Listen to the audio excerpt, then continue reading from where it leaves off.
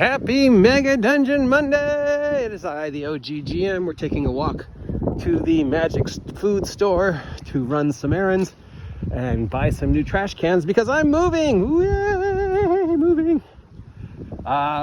So I need things like that. More information on the move once we get settled, but I hopefully will have an actual OGGM Studios again. Scary. Anyways, I had a live stream scheduled this Friday to do a Let's Build a Mega Dungeon, but I don't know if that's going to happen. So we're going to do it today and throughout the week. Build a Mega Dungeon one piece at a time through open communication and rolling on some random tables. So today, tomorrow, Wednesday, maybe Thursday, and possibly Friday, we will be doing this. So join me, shall you? Okay, Mega Dungeons. We've already discussed what we think the main difference between Mega Dungeons and regular dungeons are. Let's revisit those briefly. I think that, the things that make a dungeon opposed to a Mega Dungeon is dungeons tend to be static. You go through, you do the various things that the beginning, middle, and end of the dungeon is, and then chances are you're not going to return. Yeah, that's it. It's done. You rescued the princess. You got the gold. You slayed the demon. Blah, blah, blah. Move on. Mega Dungeons are not static. They're living, breathing story generators that constantly have things going on. Everything the player's characters do in the Mega Dungeon will affect the Mega Dungeon environment and generate new stories, new factions, new things, thus giving you reasons to constantly return. I mean, a lot of people say, well, Mega Dungeons are bigger than regular dungeons, but that's not true. I mean, I'm sure there are several dungeons that are just as big, if not bigger, than several Mega Dungeons. So size isn't really what makes the difference, I think. I think it's the living, constantly evolving aspect of Mega Dungeons. So, you want to build a Mega Dungeon.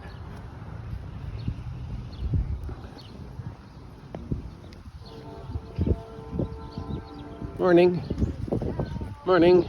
sir. All right, step one. Who built it and why? Who built it and why? Now, let's return to my original idea that I don't think, if you're looking at the point of view of the builder or the initial guy who put the shovel in the ground for the very first time, that guy probably was not setting out to build gigantic, sprawling, multi-level logistic nightmare that is the Mega Dungeon. He probably had a lot smaller goals, right? Or she. I mean, let's be equal rights villains. We don't know who this person is, but we know that they did something to place them in a situation where they were like, I'm gonna build a thing. So if we use my favorite Southern California real world example of a Mega Dungeon, UCLA, which was, started as a college, a small college for a very specific group of individuals, and then it just sort of grew and changed and evolved. I cannot get my head to focus today. I am sorry. Okay, so who built our Mega Dungeon? Who was the initial builder and why? All right, well, we don't have a random table to generate, so let's just look around. Okay, we've got a temple, church, preschool thing.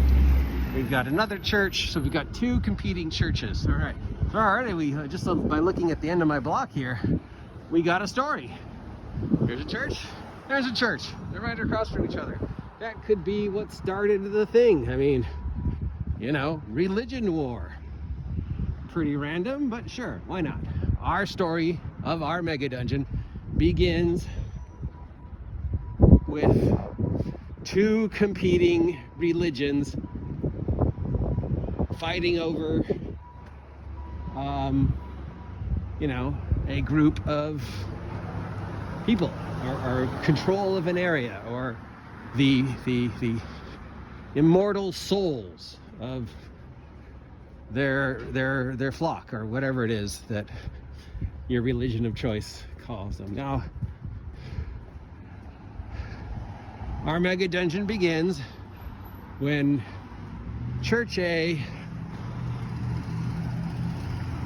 starts construction. All right, so usually churches are built along the road of colonization, if we're following California, and the California church, Saints Road, St. Ventura, St. Sacramento, St. Los Angeles, stuff like that. The great big Southern California, Northern California churches.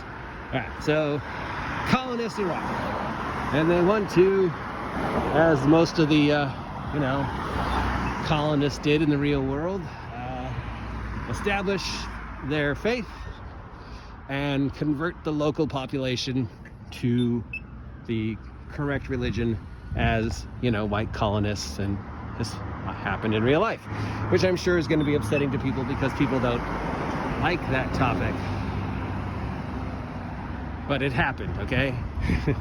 Here in California, the Spanish churches moved along the coast, stopped, established churches, and tried to convert the masses. And so here we have. So church number one, bam, sets up, starts building, starts digging. There we've got the initial whatever. You got to have a fort to protect the church. You got to have a church. You got to have housing. You got to have infrastructure. You got to have farming. You got to have schools.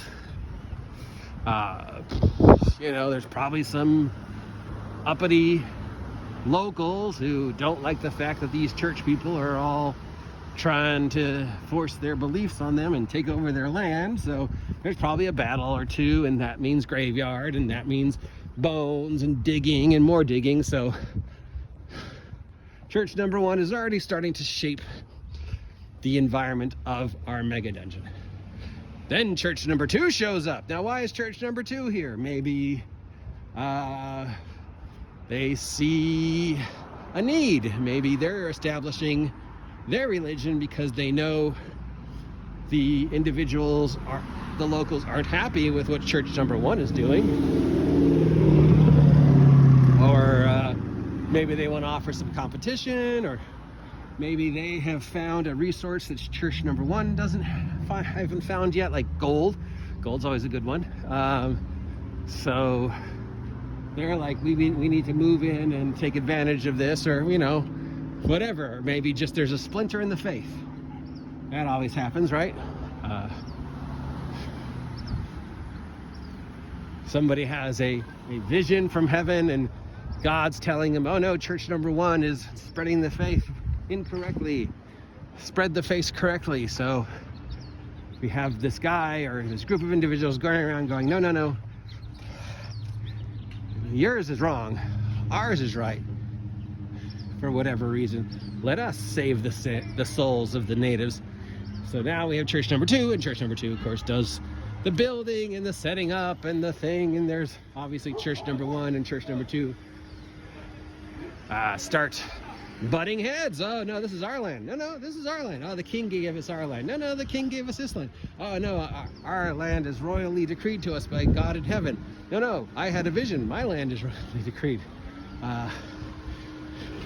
Whatever, obviously they both want control over the resources and the souls of the poor individuals stuck in the middle. So they start chafing at each other. This land ain't big enough for the both of us, church number two. Yeah, well, I don't like what you're saying, church number one. So a religious war breaks out between church number one and church number two over whatever, So now church number two's got to build their infrastructure and dig their tunnels and create their forts and rapidly prepare themselves to do battle with church number one over control of whatever it is we're fighting over control over. So yeah, things start getting built. Things start getting dug. Tunnels, holes. There's sapping, there's forts, there's massive colonization, quick, fast colonization. in order to get more troops for both sides. Each church is trying to convert the locals to their religion. Each church is trying to get people from their side to go over to their side, and blah, blah, blah. And all these things are happening. The poor locals in the middle are stuck in the middle. Their population's getting affected. Maybe they rise up and like, enough! And so now you've got like this three-way religious war going on. Each side shaping the land, shaping what's underneath the land. They're both digging basements. They're both setting up and digging forts. They're both developing infrastructure. They're mining. You know, if we're basing this on Southern California, somebody finds gold. That starts a gold rush. That starts more bickering amongst the two churches. This religious war happens for some amount of time. The world is changed because of the religious war. Other individuals are dragged into the individual war. Perhaps church number one sends home for reinforcements. Maybe church number two, maybe an actual god shows up and is like, yeah! Or a demon or a wizard who pretending to be a god or whatever. Stuff happens, but eventually the two churches come to a tenuous truth. After the bloody years of the religious war between Church 1 and Church 2, something brings them to the point where they have to stop fighting, or at least stop openly fighting. They're still politically and backstabbing and all the things that would go on in this type of situation. We've got Church number 1 over here. We've got this sort of, you know, no man's land where they're both trying to go, hey, come to my church. No, come to my church. And then we've got church number 2 and all the things that church number 1 and church number 2 have done to establish the foundations of what will be our mega dungeon. Okay, and we've got the initial story that leads to the creation of our mega dungeon, which is this war of attrition between two churches, how it affected the world and how it affected the population, and of course, you know, how it affected the land. What did they dig? What did they build? Where stuff like that. Dungeons and prisons and you know, aqueducts and sapping tunnels, and okay, maybe they discovered gold. One of them or both of them are mining the gold, which, you know, somebody digs too deep, which always leads to trouble because, you know, this is a dungeon, which means the minute mining and digging is involved, inevitably somebody digs too deep. I mean, it's just an unwritten rule, you know. No matter how many safety precautions are in, there's always, bam, I dug too deep and now there's a demon. Or maybe, you know, that we said that maybe some powerful entity showed up. We still got that floating out there. Maybe that powerful entity plays a role in the next step of the evolution. So, you know, the first step is who built it and why. Okay, so we've got that. We've got our two arguing churches. They built it, initial built, and why they built it. We've got a third possible and a fourth possible entities involved as well. We've got the, you know, natives, and then we've got this hypothetical powerful individual who shows up, and maybe that's the reason why they stopped fighting. And obviously, of course, gold, because we're basing it on Southern California's missions, and gold means tunnels and mining, and that means, oh, whoop, we dug too deep, look what we found. All right, so that is step number 1. Step number 2 is where. Because where plays an important part. And we will discuss that in our next vlog, because I've reached the magical food place. And it has gone from freezing cold to surprisingly hot in a very short period of time. So, yeah. If you appreciate this Mega Dungeon Monday and want to continue with this experiment, let me know. Do you have any input? Let me know.